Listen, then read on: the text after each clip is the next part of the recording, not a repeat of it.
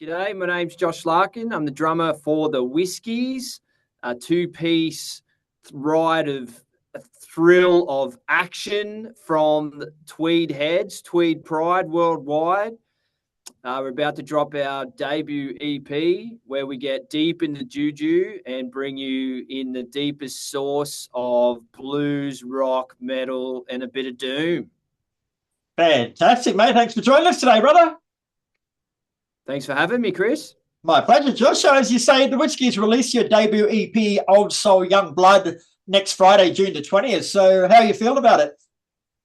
Feeling good, man. It's been in the works now. We recorded this maybe close to 2 years ago. We've been sitting on it. We released one track already, which was Hoedown, which we're real happy with. We got good feedback from that, and we're just ready to do the EP now. We're just, as life gets in the way and things happen and time just goes pretty fast, and then we were like, we better drop this thing. So we just made a decision, and the time is now, next Friday. Sweet. So tell us a bit more about the EP from a musical point of view and what you were going for with it. Well, we sort of we wanted to pay homage to some old school sort of vibe that we do, like a bit of like that's Old Soul, Young Blood, sort of, which is the name of the EP. Just harking back to the 70s and the 60s, Hendrix, Bob Dylan, just all the vibe that just gives modern rock its soul. So we just try to dig deep into that and bring all our influences as well, which comes from the modern punk rock and hardcore era. And we threw it in a pot and served it up, mate. And this is what it is. Nice. Now, we sort of touched on this before, but you released your debut single, Hoedown, which is also on the EP, back in February 2024. So it's been almost 18 months between that and the EP. So were you just waiting? Was it a matter of timing? Or was it a matter of wanting to get everything right before you did it? Yeah, it's a matter. Just we play a lot of shows as well. We do a lot of playing. Like we played both blues fests in between, like the Broad Beach Blues Fest, the Byron Bay Blues Fest. We just play a lot of shows all the time. So it was just a matter of stopping and say, hey, we've really got to just get this out and make it happen. So it wasn't, we just play so much, and Benny's in a lot of bands, and I do a few other things as well. And it was just like, things were rolling, and we were still playing so much and still getting heaps of traction. We just had to go, hey, we better release this. That's all it was. That's all it was. We just needed to stop and make a decision, but we just kept playing. Like we did over 50 something shows last year. So that's a lot for us anyway, for what we're doing. So yeah, it was just a matter of stopping really, Kris, and making a decision. Oh, so you mentioned before your music's got so many elements to it. There's rock, there's hard rock, there's metal, there's a bit of punk there, there's a lot of blues. Like they're all a common thread in the genre wise, but getting them all to come together couldn't be an easy thing to do. Like, how do you, in the creative process, how do you know when the balance is right, I guess? We just sort of, yeah, good question, mate. Thanks for asking that. It's just a matter of the juju. We just always say, are we in the juju? You know, like that moment where you're not thinking about anything. You're not conscious of like, oh, what, you know, you think like you're lost in the music. And sometimes when we're there, and I'll circle back. And because we play so many shows, a lot of this material we've actually played so much and to crowds, and we're like, okay, this is getting a good response. This isn't getting a good response. This song works. This doesn't work. And then by then, that's how it just sort of gelled. We went, well, this is what works for us. So, mate, I sort of hope that answers that question. So we've gone from crowd response, how we feel about it, and what we think represents what we want it to sound like. Very nice. Now we're going to do something a little bit different here, mate. Like the EP's only got 6 songs on it. So I've done a review on it for Heavy. So I'm going to read you my review track by track. And then you just tell me if I'm on the right track with what I've thought about it, and then tell us a bit more about the song so we know it a bit more. Is that cool? Sure, absolutely. All right, I'll start off. So Tweed Heads rock outfit, the Whiskies, are no strangers to Heavy, having premiered their debut single Hoedown through us back in February last year. Back then, the band was just getting into the swing of life in the music industry machine and were full of hope and vigour. And the fact that they've waited almost 16 months to release a full body of work since unleashing their first track on the world speaks volumes to their patience and determination to get it right the first time around. So it is I sit down to listen to the Whiskey's debut EP, Old Soul, Young Blood, a collection of 4 actual songs with a couple of bookends, the first of which is called Lonesome Duel. From the moment the haunting strains of guitar fill the air, there is a sense of ominous danger. Picture a couple of gunslingers facing each other off in a windswept desert town full of unsavory characters, and that's the world we have just entered. But before the guns start shooting, Lonesome Duel trails off into the distance, leaving a lingering sense of nervous serenity that is a different but also effective way to start an EP. Mate, I think that you've hit that nail hard on the head there, Kris. That's perfectly what we were going for. We were going for that gruesome sort of Western, just gritty vibe, just an introduction, just to get people set for the onslaught that is about to occur. Perfect. Nice.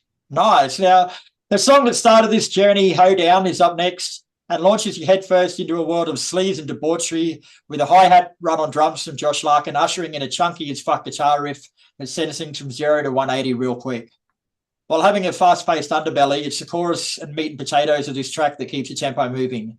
It's a subtle mixture of hard rock, radio-friendly rock, and punk ruthlessness that shifts gears whenever it likes and leaves a trail of smoke and dust in its wake.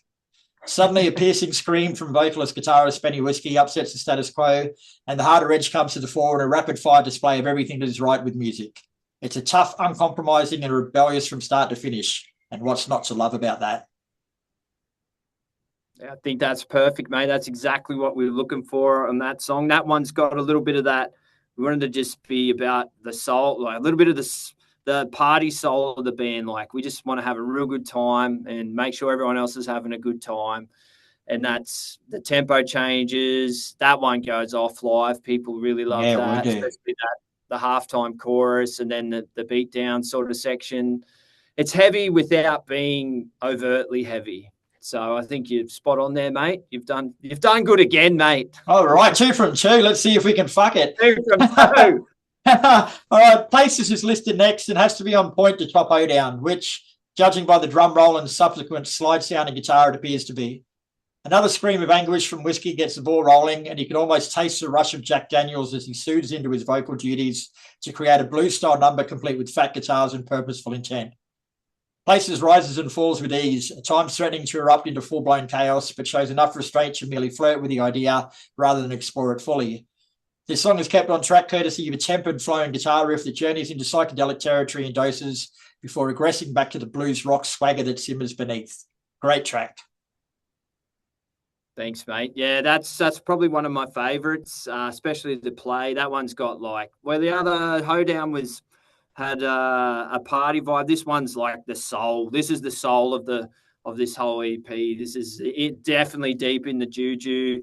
I think the lyrical content from Benny, what he's talking about, is awesome. And I just think overall that song started, it was had a little bit more of a blues swing to it when we first started. And it's sort of over time of playing it live, and it just got heavier and heavier to where it sits now, sort of that. And I even wanted to go in the very sort of last, I think it's 16 bars in the outro, a little bit of a homage to Vinnie Paul, with a bit of ride action. Just that's who I was thinking about when I just play that last beat, even though it doesn't come close to it, but that's the energy. That's what we're thinking about. Like, I was thinking about Pantera in one section, and we think but it comes out as it comes out. No, I don't doubt anyone who ever listened to it would think of Vinnie Paul and that. Doesn't matter. You did. That's what's in there. Okay. No Time to Feed the Poor sounds a bit harsh, but obviously the Whiskies have been busy focusing on this EP, so I guess it's excusable. A swirling guitar riff builds nicely before pausing momentarily for a dose of unhinged silence, before returning with even more menace as Larkin joins in and the last train to Hard Rock City leaves the station. This has a Winery Dogs type feel to it, except far more on the harder rock side of the fence. Vicious guitars sweep haphazardly through as the drums maintain a steady beat that occasionally speeds up to keep pace with Whiskey's urgency. If there's one standout feature so far on Old Soul, Young Blood, it's that the Whiskies certainly know how to craft a song before bringing it crashing down in a blaze of glory that suggests a somewhat schizophrenic nature to their music, which in the modern age of an increasingly conservative approach to music is a fresh and welcome commodity. Oh, mate, spot on, mate. Perfect. Hey, nice. That's exactly that song. Well, we were thinking about, like, I was thinking about Refused when I was playing that song. That's, you know, they're all the influences that we bring. So that song, Benny was thinking, just, yeah. So when it says no time to feed the poor, he's talking about people who in this world have no time to feed the poor because they're just focused being greedy and rich, and that's what that song's basically about. And far as beats wise, I was thinking, yeah, Refused and like that sort of early Swedish punk hardcore. So all that's in there. That's all those different influences are just running through there. Yeah, very cool. Breakaway fires up with a quick drum smash before easing into gear and revealing a more restrained musical approach. I wouldn't call it a ballad per se, but so far it's definitely the most mellow track on the album. The pace increases as you would expect, but each time it borders on the harder side of things, it pulls back into a more groove-orientated and potentially radio-friendly number. It's catchy as fuck, and while still having the meatiness and contempt that makes music great, still manages to tread water enough to have a more crossover appeal. A chunky breakdown towards the end gives the impression that the Whiskies were maybe even testing themselves with a song like Breakaway, but they bring things to a close decisively before giving too much more away. Spot on, mate. That was definitely the catchiest one. Like you said, it's almost verging on radio friendly. That harkens back to, I think, Benny's his punk rock background. We both got a heavily, Southern California, Epitaph, Fat Records, 90s heritage punk rock vibe to us, but I think that really hit Benny home. And yeah, that little, like you said, mate, you nailed it on the outro, like, hang on a second. Where's Pantera? Yeah, that's what I was thinking. Nice. All right, EP Closer Vultures opens with an almost echo of sounds that could be anything, but my money is on some sort of party or drinking session. From there, it delivers an almost stagnating piece of music filled with reverb and fuzziness that almost feels like an LSD trip gone wrong. It certainly doesn't seem to be following a set path, which is a fitting way to finish an EP that bounces from pillar to post in a maze of sonic confusion that somehow works and works extremely well. It is a strange way to finish the EP, but also not totally unexpected from these guys. And if nothing else, leaves you wondering just what the Whiskies will come up with next, which I suppose is exactly what the boys were trying to do. Spot on, mate. That last part was just like that.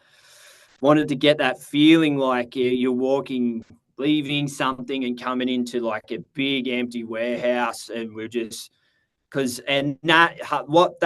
what that last song is like, we do a lot of that stuff live, just off the cuff, just big doomy beat downs, and we just let it run. And we wanted that to make its way onto the EP, and we wanted it to feel like it was like, you know, in a warehouse, which it does. Like you said, you're leaving something and you're entering another realm, and that's what we try and take all the time when we play. We just like to go anywhere we can and have no limits with it. Fantastic. Well, I got to say, mate, overall, that is a fantastic slab of music, mate. You guys have done really well with it. Congratulations. Thank you, brother. We appreciate it. We appreciate your kind words, mate, and getting behind it for us. My pleasure, man. So what's next for the Whiskies, bro? You say you're playing a lot of shows. I'm guessing you got a few to promote this? Yeah, mate. Well, our release date is the 21st at Iron Resin in Currumbin, and that'll be with, I think it's with, I forget, it's a really good young guy. I think it's Miles. I just wanted to get him right. Miles and the manager, really good up and coming young bands. And then we're playing, I think, we got the Rails this weekend. We've got Yamba Hotel the weekend after. We've got a lot, mate. There's so many. And then all the way through July, it's just every weekend we're pretty much playing somewhere. It's all over our socials. So what's the best socials to go to? Mate, would be the Whiskies, Instagram.com/the Whiskies official, as that's our Instagram, and Facebook, just the Whiskies. So the Whiskies is spelled THE, and Whiskies is WHISKEYS. So a lot of people get that wrong. So it's, yeah, there's no excuses. No excuses now then. Yeah. Very good. Yeah, all right, Josh. Absolutely. Well, thanks for your time, bro. It's been a pleasure speaking with you. The EP is out on June the 20th. The name of the EP is Old Soul Young Blood. And I strongly suggest you get your ears around it, kids, because she's a fucking cracker. Thanks, Kris.